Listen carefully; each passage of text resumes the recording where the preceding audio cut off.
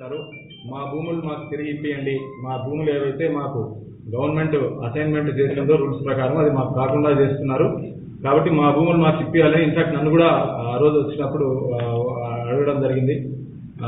ఇప్పుడు మన in fact collector office కూడా వస్తే నేను వాళ్ళందరికీ చెప్పడం జరిగింది, ఇట్లా మీరు భయపడాల్సిన అవసరం లేదు, సర్వే చేసిన మీదట గవర్నమెంట్ వారి దృష్టిలో పెట్టి ఒక డెసిషన్ తీసుకోవడం చెప్పడం జరిగింది. కాబట్టి ఎవరైతే ఈ బీసీ కులానికి చెందిన ముదిరాజు కానీ, చాకలి కానీ, వంజర కమ్యూనిటీకి సంబంధించిన ఎస్సీకి సంబంధించిన వాళ్లకు ఏవైతే మనం ఇప్పుడు ఈ ఫైండింగ్స్ లో దాదాపు 70 ఎకరాల 33 గుంటలు సీలింగ్ ల్యాండ్, అసైన్ ల్యాండ్ దౌర్జన్యంగా ఆక్రమించుకున్నట్లు రిపోర్ట్ ఇచ్చారు మన ఆర్డీఓ గారు. అదొకటి. నెంబర్ 2, దీంట్లో ఇంకొక విశేషం ఏంటంటే దీంట్లో కొన్ని రిజిస్ట్రేషన్స్ కూడా అయ్యాయి. సర్వే నెంబర్ 81 లో ఒక 5 ఎకరాల వరకు, సర్వే నెంబర్ 130 లో ఒక 3 ఎకరాల వరకు. సో మేము డీటెయిల్ గా స్టడీ చేస్తే ఇవి ఏంటంటే ఇవి ఒరిజినల్ గా కార్డ్ డేటా అని మనకు ఒకటి ఉంటుంది. స్టాంప్స్ రిజిస్ట్రేషన్ డిపార్ట్మెంట్ లో ఒక ప్రొహిబిటరీ ఆర్డర్స్ బుక్ అని ఉంటుంది. ఇప్పటికి కూడా అది యాక్చువల్ గా పిఓబిలో ఉంది, అంటే ప్రొహిబిషన్ లో ఉంది రిజిస్ట్రేషన్. ఎప్పటి నుండి 2010 నోటిఫికేషన్ అప్పటి నుండి ఇప్పటి వరకు నోటిఫికేషన్ లో ఉంది. ఇన్ఫాక్ట్ గవర్నమెంట్ కూడా ఇది బ్యాన్ లిస్ట్ లో పెట్టింది. సో ఈ 2 సర్వే నెంబర్స్ మీద రిజిస్ట్రేషన్స్ జరిగాయి. రిజిస్ట్రేషన్స్ ఎలా జరిగాయి, జమునా యాత్రిస్ వాళ్ళకి రిజిస్ట్రేషన్ చేయడం చూసాము. ఆ రిజిస్ట్రేషన్ టోటల్ గా ఐ థింక్ ఇన్ఫ్లుయెన్స్ గురైచేసి బలవంతంగా రిజిస్ట్రేషన్ జరిగినట్లు ప్రిలిమినరీగా గమనించడం జరిగింది. ఇది section 22A of registration act కూడా వ్యతిరేకము. సో దీన్ని section rule 243 of stamps registration act లో ఈ సేల్ డీడ్స్ కూడా క్యాన్సిల్ చేయాల్సిన అవసరం ఉంది. ఎందుకంటే ఇది గవర్నమెంట్ ల్యాండ్, అసైన్ ల్యాండ్ కాబట్టి అసైన్ ల్యాండ్, గవర్నమెంట్ ల్యాండ్స్ మీద కలెక్టర్ ఐజీకి డీనోటిఫికేషన్ ప్రపోజల్ పంపించకుండా చేయడం జరిగింది. రిజిస్ట్రేషన్ డాక్యుమెంట్స్ మేము చెక్ చేశాము డీటెయిల్ గా, సబ్ రిజిస్టర్ ఆఫీస్ లో చెక్ చేశాము, తహసీల్దార్, కలెక్టర్ ఆఫీస్ లో చెక్ చేశాము. డీనోటిఫికేషన్ ప్రపోజల్ లేదు, రికమెండేషన్ లేదు, అవి లేకుండా రిజిస్ట్రేషన్ చేయడం జరిగింది. సర్వే నెంబర్ 81లో, సర్వే నెంబర్ 130. ఇంతేకాకుండా ఈ సీలింగ్ భూములు ఏవైతే ఉన్నాయో ఈ దౌర్జన్యంగా ఆక్యుపై చేశారని చెప్పడం జరిగింది. పెద్ద పెద్ద షెడ్స్, ఇన్ఫాక్ట్ సర్వే నెంబర్ 130లో మీకు మ్యాప్స్ ఇస్తారు మా వాళ్ళు. నెక్స్ట్ సర్వే నెంబర్ 130లో పెద్ద పెద్ద పౌల్ట్రీ షెడ్స్ కట్టడం జరిగింది. ఇప్పుడు మా దగ్గర ప్రొసీడింగ్లు ఉన్నాయి. ఇవాళ ఇంతకు ముందు అయితే ఏదైతే కేసీఆర్ సార్ గారు ధరణి వల్ల భూములు ఎక్కితే, ధరణి లెక్కి పాస్బుక్ వస్తే ఆ భూములకు ఎట్లాంటి సమస్యలు లేనటువంటి వాటివే ధరణి లెక్కితే అని చెప్పిండ్రు. ఆ ధరణి లెక్కిన తర్వాతనే 1 సంవత్సరం తర్వాత ఉన్నటువంటి భూములు మావి.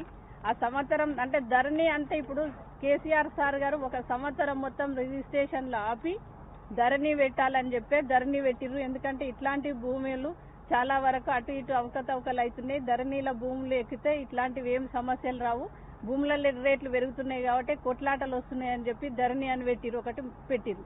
ఆ ధరణిలు ఎక్కినటువంటి భూమి, ధరణిలు వచ్చినటువంటి పాస్బుక్లు వచ్చిన తర్వాత మాకు వచ్చినాక 1 సంవత్సరానికి రామారావు అనేటువంటి ఆయన వ్యక్తి దగ్గర మేము రిజిస్ట్రేషన్ చేసుకున్నాం.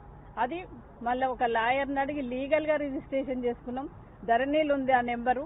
ఇవన్నీ వచ్చిన తర్వాత రెండో పాయింట్. మూడోది ఏంటంటే మరీ ముఖ్యంగా నేను ఆ రోజు సుమారుగా ఐ థింక్ 18వ తారీఖు ఎంక్వైరీ జరుగుతున్నప్పుడు కొన్ని కంప్లైంట్స్ వస్తే సరిగా చేయడం లేదు, వాట్ ఎవర్ ఇన్ఫ్లుయెన్స్ అవుతున్నాయని చూసి దానికి వచ్చినప్పుడు విలేజర్స్ కొందరు ఒకటి అసైన్మెంట్ భూములే కాకుండా అక్కడ మొత్తం పొల్యూషన్ క్రియేట్ చేస్తున్నారు, మాకు దుర్గంధం భరించలేకున్నాము, నైట్ టైమ్స్ ప్రాబ్లం అవుతుంది, మొత్తం ఆరోగ్యం చెడిపోతుందంటే మన పొల్యూషన్ కంట్రోల్ బోర్డు వాళ్ళకి చెప్పడం జరిగింది. పొల్యూషన్ కంట్రోల్ బోర్డు వాళ్ళు కూడా మన శనివారం రోజు రిపోర్ట్ ఇవ్వడం జరిగింది. ఈ పౌల్ట్రీ నుంచి తీసిందంతా యాక్చువల్ గా ఒకవేళ నేను చెప్పేది ఏంటంటే ఒకవేళ లీగల్ గా ఇండస్ట్రీ అయితే ఇది ఫస్ట్ ఆఫ్ ఆల్ పర్మిషన్స్ లేవు. ఒకవేళ అజ్యూమింగ్ ఒకవేళ పర్మిషన్స్ వచ్చిన తర్వాత ఇదంతా ఈ వేస్ట్ అంతా డంప్ చేసేదానికి ఒక ప్రొసీజర్ ఉంటుంది. వాళ్ళ ఓన్ ఎస్సీబీ కట్టుకోవడం కానీ వాట్ ఎవర్ టీసీబీ వాళ్ళ నామ్స్ ఉంటాయి, దాని ప్రకారం చేయకుండా బయట అసైన్డ్ భూమి ఏదైతే ఆక్యుపై చేసుకున్నారో సర్వే నెంబర్ 97లో దాంట్లో మొత్తం డంప్ చేయడం జరుగుతుంది. దాని పక్కనే ఎల్క చెరువు అని ఒక చెరువు ఉంది, పక్కనే హల్దీబాగ్ ఉంది. సో ఈ వేస్ట్ అంతా జస్ట్ 300-400 మీటర్ల దూరంలో ఉన్నప్పుడు ఇది చేయకూడదని చెప్తున్నారు. నెంబర్ 1. నెంబర్ 2 ఏంటంటే ఇలాంటి పెద్ద హ్యాచరీస్ కానీ పౌల్ట్రీ కానీ ఉన్నప్పుడు పెద్ద పౌల్ట్రీ షెడ్స్ కి వాటర్ యాక్ట్ 1974 ప్రకారం టీసీబీ వాళ్ళ పర్మిషన్ కంపల్సరీగా తీసుకోవాల్సి ఉంటుంది. ఈ టీసీబీ గారు రిపోర్ట్ ఇచ్చారు, మా దగ్గర ఎటువంటి పర్మిషన్స్ తీసుకోలేదని. కాబట్టి మేము షోకాజ్ నోటీస్ ఇవ్వడం జరుగుతుంది బీటీసీపీ వారికి కానీ, లోకల్ పంచాయతీ డిపార్ట్మెంట్ కి, జమునా యాత్రిస్ కానీ వాళ్ళు కూడా చెప్పడం జరిగింది. అది కూడా ఒక మేజర్ డీవియేషన్స్ ఉన్నాయి దీంట్లో. ఇప్పుడు మస్తు మందికి మినిస్టర్లకు ఉన్నాయి పోల్ట్రీలు, హ్యాచరీలు. వాళ్ళ హ్యాచరీలలో కూడా అట్నే లీటర్ పెడుతుంది, గదే దానేస్తారు, గదే గుడ్డు పెడుతుంది కదా కోడి. ఏడున్నా ఒకటే కదా కోడి. మా హెచ్చరీలు ఉన్న గదే కోడి గదే లీటర్ పెడుతుంది. ఆ మినిస్టర్ ఇంకో ఇప్పుడు ఉన్న ప్రభుత్వంలో ఉన్నటువంటి మినిస్టర్లకు కూడా హెచ్చరీలు ఉన్నాయి. వాళ్ళ దగ్గర లీటర్ పెట్టదా కోడి? వాళ్ళ దగ్గర పొల్యూషన్ రాదా? వాళ్ళ ఆడ ఊరు పక్కకున్న వాళ్ళు అంటుర్రా మరి పొల్యూషన్ ఉంది, వాసన వస్తుంది, రోగాలు వస్తున్నాయని. అక్కడికే ఊరుకు ఈ హెచ్చరికి 2 కిలోమీటర్ల దూరం ఉంటుంది. 2 కిలోమీటర్ల దూరం వాసన పోతుందా? అయినా మరి ఇది కట్టి 3 సంవత్సరాలు అవుతుంది, 4 సంవత్సరాలు. అప్పటి నుంచి వాసన లేదు, ఇప్పుడే వాసన వస్తుంది అంటారా? వీళ్ళు ఏమైనా కావాలని ఈటల రాజేందర్ గారిని రోడ్డు మీద పెట్టి వీళ్ళని ఏదో చెడ్డ పేరు తేవాలని చూస్తున్నారు. కానీ అగ్రికల్చర్ భూములు ఇవి, అగ్రికల్చర్ కన్వర్షన్ జరగలేదు. అసలు కన్వర్షన్ ఇవ్వకూడదు అసైన్ ల్యాండ్స్ మీద అండ్ దీంట్ల మీద. అవన్నీ సంబంధం లేకుండా అగ్రికల్చర్కి ఏవైతే భూములు పనిచేస్తాయో ఆ భూములన్నీ దానికి సంబంధం లేకుండా మొత్తం షెడ్స్, పెద్ద పెద్ద షెడ్స్ వేయడం జరిగింది. ఇదంటే మీరు కూడా చూడొచ్చు. ఇది యాక్చువల్గా లాస్ట్ టైం మీడియా వాళ్ళు చాలా అడిగారు ఎవిడెన్సెస్, అందుకనే చూపించడం జరుగుతుంది. సో పెద్ద పెద్ద షెడ్స్ వేయడం జరిగింది. తర్వాత ఒక పెద్ద స్థాయిలో కూడా ఫీడర్ ప్లాంట్ స్థాయిలో కట్టారు. ఎటువంటి దీనికి ఇవి కూడా లేవు.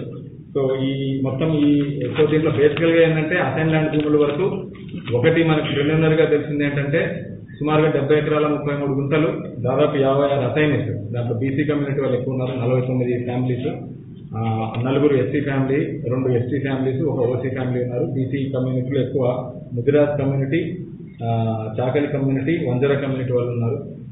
వీళ్ళ భూములు దౌర్జన్యంగా ఆక్యుపై చేశారని ఏదైతే కంప్లైంట్స్ వచ్చాయో అది నిజమని నిర్ధారించి మనం గవర్నమెంట్కి రిపోర్ట్ చేయడం జరుగుతుంది. ఒకటి. తర్వాత వీళ్ళు ఏదైతే వీళ్ళు అసైన్ మా భూములు మాకు వెనక్కి ఇవ్వండి లేకపోతే మేమే వెళ్ళాలా అని క్వశ్చన్ చేయడం జరుగుతుంది. వాళ్ళకు గవర్నమెంట్కి పంపించాం కాబట్టి గవర్నమెంట్ రిపోర్ట్ వచ్చిన తర్వాత ఒక డెసిషన్ తీసుకోవడం జరుగుతుంది వాళ్ళ భూముల వాళ్ళు.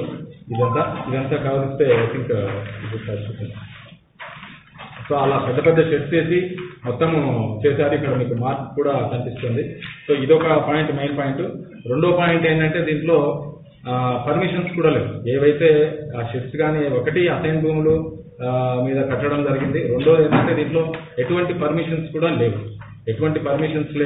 ఇన్ఫాక్ట్ దానికి అగెన్స్ట్ గా పంచాయతీ డిపార్ట్మెంట్ వాళ్ళు రీసెంట్ గా మేము వెళ్ళినప్పుడు వాళ్ళు కూడా నోటీసులు ఇచ్చారు. నేను చెప్తున్నా ఇవాళ 81లో ఏమని చెప్తున్నారు ఆయన, 81లో 130లో 70 ఎకరాల 30 గుంటలు ఆక్రమించుకున్నారని చెప్తున్నారు.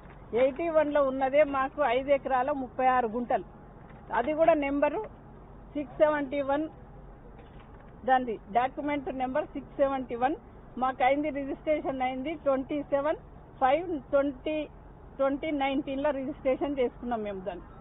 అదేవిధంగా 130లో ఏమని చెప్పింది, ఈ రెండిట్లలో మాకు ఉన్నదే 3 ఎకరాలు రిజిస్ట్రేషన్ అయినది. అది కూడా ఎప్పుడు మాకు డాక్యుమెంట్ నెంబర్ 1590, అది కూడా 2019లో అయింది. ఆ డాక్యుమెంట్ కూడా మాకు 2019లో రిజిస్ట్రేషన్ చేసుకున్నాం. ఇప్పుడు ఎంత 21. అంటే ఇన్ని సంవత్సరాలు వీళ్ళంతా నిద్రపోతురా? వీళ్ళందరూ పని చేస్తలేరా? ఇప్పుడు ఎంఆర్ఓ ఏం చేస్తుంది మరి? ఇన్ని సంవత్సరాలు మాకు రిజిస్ట్రేషన్ చేసిండు, పాస్బుక్లు ఇచ్చిండు, ధరణిలు ఎక్కిందని చెప్తేనే కదా మేము రిజిస్ట్రేషన్ చేసుకున్నది, భూములు కొన్నది. మేము లేకపోతే ఉట్టిగానే డైరెక్ట్ పోయి వాళ్ళ దగ్గర మేము గుంజుకొని రిజిస్ట్రేషన్ చేసుకోలేదు కదా. రామారావు అనే వ్యక్తికి రిజిస్ట్రేషన్ అయ్యి పాస్బుక్లు వచ్చి ధరణిలు వస్తేనే మేము ఈ రిజిస్ట్రేషన్ చేసుకున్నాం. అది కూడా 8 ఎకరాల 30 గుంటలు, ఈ 2 సర్వే నెంబర్ల. ఆయనకు లెక్కలు రావా కలెక్టర్కు?